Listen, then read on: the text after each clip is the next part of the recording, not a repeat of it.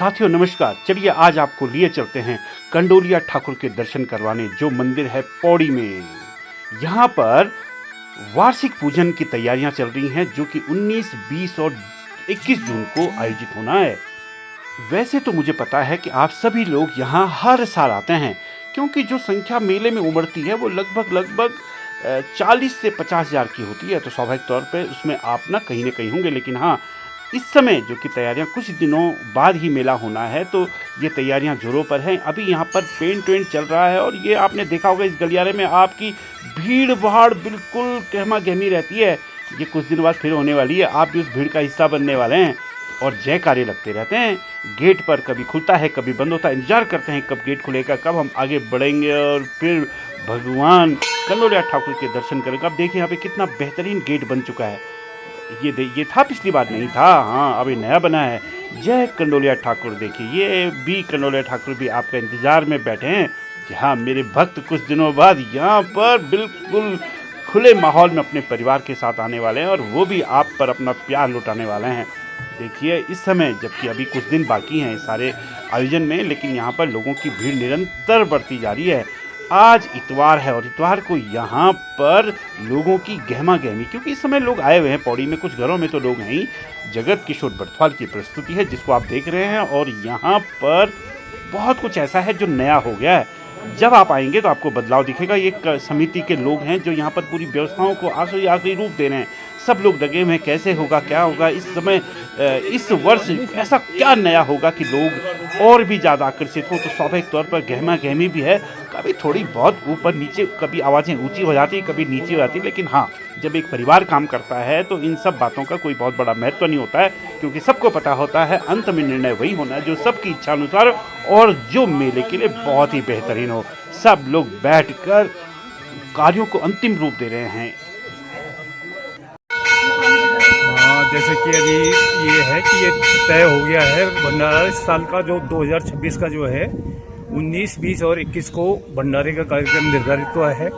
19 तारीख को हमारे जो 9 गांव से झंडे वगैरह आते हैं, इसमें झंडों की व्यवस्था होगी। और 20 तारीख को रामायण पाठ शुरू हो जाएगा। 21 तारीख को यहाँ पे विशाल भंडारा होना है। लगभग 40 हज़ार आदमी की हमारी व्यवस्था रहती है। इसी संबंध में अभी सब लोगों की यहाँ पे एक बैठक चल रही है और लगभग ये कार्य पूर्णता की उसमें है। और सारी पार्टियां जितनी हैं सबको एक्टिव कर दिया गया है, सारे अपने अपने कार्य में लग गए हैं।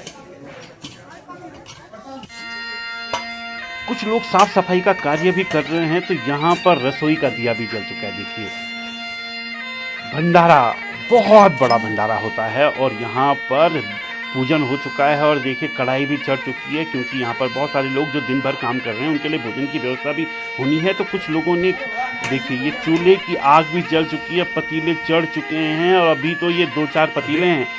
जब आप मेले में आते हैं तब तो पतीलों की संख्या गिननी बहुत मुश्किल हो जाती है। ये देखिए मंदिर अब साज सज्जा बहुत ही बेहतरीन हो गई है। बहुत सारे निर्माण कार्य यहाँ पर हो चुके हैं। इसका आंगन भी बहुत बड़ा बन चुका है।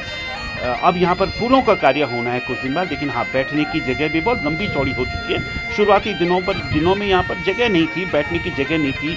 जो यहाँ पर जागरण भी होता है उसमें बहुत जगह नहीं मिल पाती। लेकिन हाँ, अब कंडोलिया मंदिर का खुला आंगन हम सबको के लिए बहुत ही आकर्षण का भी वो केंद्र होता है। और यहाँ पर रामायण की कथा भी होनी है।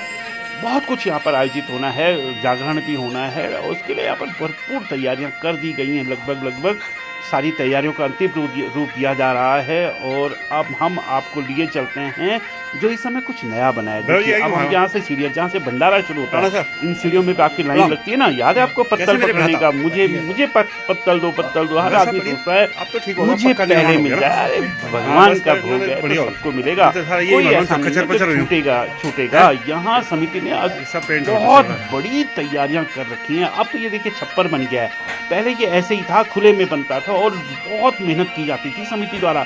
ये छप्पर बनाना, ये करना, यहाँ से सामान जुटाना, यहाँ से। अब लगभग ये परमानेंट बन चुका है। तो बहुत बढ़िया आप यहाँ पर हो गया, खुलापन हो गया, साफ सुथरा भी बहुत ज़्यादा है। और ये देखिए आपके बैठकों की बारिश भी हो जाती कभी कभी, तो इस समय ये जो रास्ता है इसमें भी पूरा छप्पर पड़ा हुआ है, इसको भी ढका गया है। और ये वो रास्ते हैं जहाँ से आपको भोग लगाने के बाद अपने घर की तरफ बढ़ना है और या फिर जंगल में आराम करना। बोलिए जय कंडोलिया ठाकुर की जय।